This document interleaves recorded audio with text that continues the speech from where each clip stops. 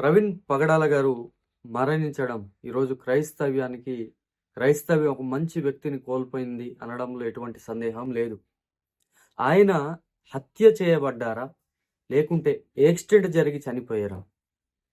Accident జరిగింది అనడం కంటే అది హత్యయే జరిగింది అని చాలామంది అనుమానాన్ని వ్యక్తపరుస్తూ ఉన్నారు.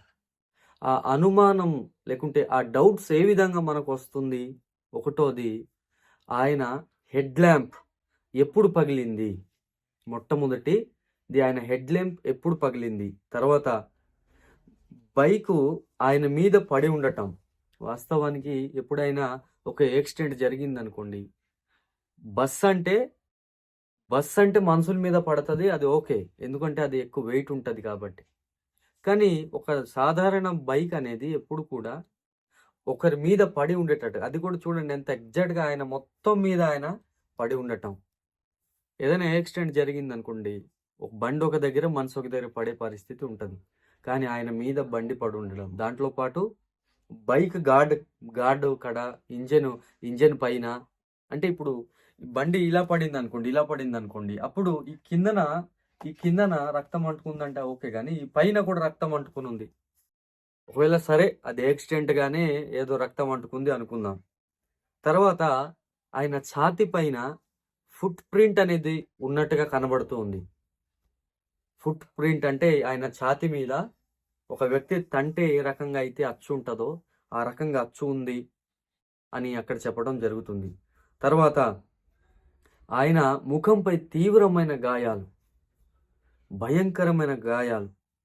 రోడ్డుకి దగ్గరలోనే, అంత రద్దీ ప్లేస్ కూడా కాదు అంటున్నారు. తర్వాత హెల్మెట్ ఏమైనా పగిలిపోయి ఉండాలి, కానీ ఇక్కడ అదేమి కనిపించట్లేదు. హెల్మెట్ బాగానే ఉంది, ముఖం మాత్రం చాలా భయంకరంగా చూడలేనటువంటి తీవ్ర గాయాలు ఉండటం మనం చూస్తూ ఉన్నాం.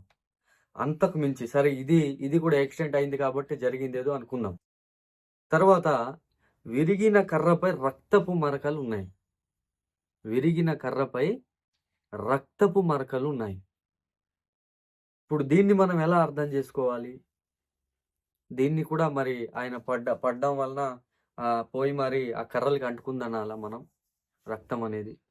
బైక్ ఆయన మీద పడి ఉండటం ఇది భయంకరమైనటువంటి విషయం. ఎందుకంటే వాస్తవానికి బైక్ యాక్సిడెంట్ జరిగినప్పుడు ఎప్పుడు కూడా బైక్ మన మీద పడి ఉండడం అనేది నేను ఎప్పుడు వినలేదు. మరి ఇప్పటికొచ్చి అయితే బైక్ ఒక దగ్గర పడి ఉంటాడు, మనిషి ఒక దగ్గర పడి ఉంటారు. ఎప్పుడైనా బైక్ యాక్సిడెంట్ జరిగింది చాలా సందర్భాల్లో చాలా విషయాలు విన్నాం. బండి ఒక దగ్గర ఉన్నట్టుగా మనిషి ఒక దగ్గర. కానీ ఇక్కడ ఎలా ఉందంటే బండి మనిషి మీద ఉండడం అనేది ఇది అద్భుతమైనటువంటి ప్రూఫ్. ఆయనకు హత్య జరిగింది అనడానికి ఇది ఒక ఎగ్జాక్ట్ ప్రూఫ్ అని నాకైతే అనిపిస్తూ ఉంది. ఏదేమైనప్పటికీ ఒకవేళ ఇది హత్యనా యాక్సిడెంట్ అలా, హత్య అంటే హత్య ఎవరు చేశారు? హత్య ఎందుకు చేశారు? హత్యని ఎలా చేశారు?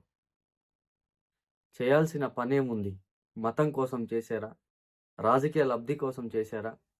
క్రైస్తవ్యాన్ని బెదిరించడానికి చేశారా?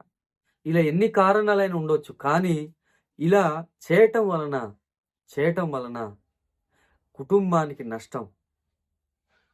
మరి ప్రాముఖ్యమైన విషయం ఏంటంటే సమాజంలో ఇటువంటి మతోన్మాదులు కూడా ఉన్నారు. అంటే మనిషిని చంపే మతోన్మాదులు, దేనికోసమైన మనుషులను చంపే వ్యక్తులు, ఒక మంచి వ్యక్తిని కూడా విడిచిపెట్టని వ్యక్తులు ఉన్నారు అని అర్థమవుతుంది. ఇంత ఘోరమైన పరిస్థితి ఉండటం, దీనికి తగిన చర్య జరగాల్సిన అవసరం ఉందని.